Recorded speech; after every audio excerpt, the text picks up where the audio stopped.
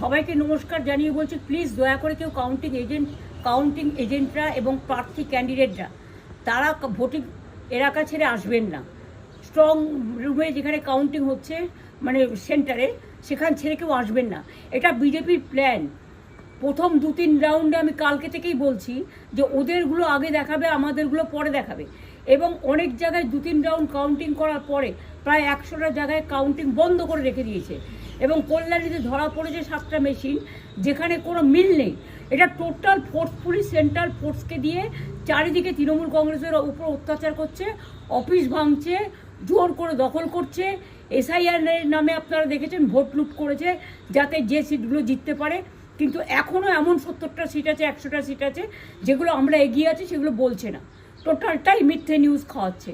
আগে ডিআইসিও এই খবরগুলো দিত, কিন্তু তাকে কালকে চেঞ্জ করে দেওয়া হয়েছে। টোটালটাই ইলেকশন কমিশন নিজের ইচ্ছে মতো খেলছে, এবং সাথে কেন্দ্রীয় বাহিনীকে নিয়ে। এবং আমাদের পুলিশরা টোটাল মাথা নত করে কেন্দ্রীয় বাহিনীর আন্ডারে কাজ করছে। সুতরাং আমি আমাদের কাউন্টিং এজেন্টদের, আমাদের সমস্ত পার্টির কর্মীদের বলবো, অত মন খারাপ করার কারণ নেই। আমি বলেছিলাম সূর্যাস্তের পরে আপনারা জিতবেন। 3 রাউন্ড 4 রাউন্ড কাউন্ট হলেও এটা 14 রাউন্ড থেকে 18 রাউন্ড কাউন্ট হয়, তখন আপনারা জিতবেন। Wait and see, watch.